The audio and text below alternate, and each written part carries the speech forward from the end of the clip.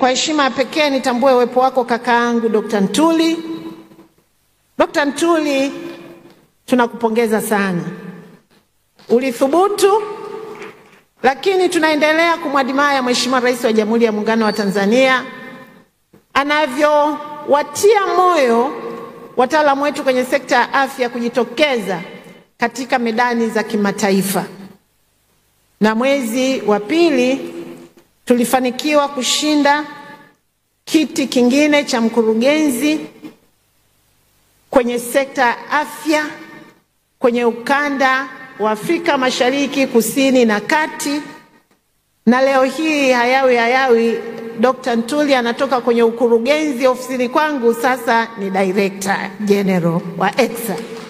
Hongera sana, tunakutakia kila la heri. Lakini sasa kule tunakokimbizanaga na mabagi sijui tutafanyaje, lakini najua timu ipo. Tunakushukuru sana.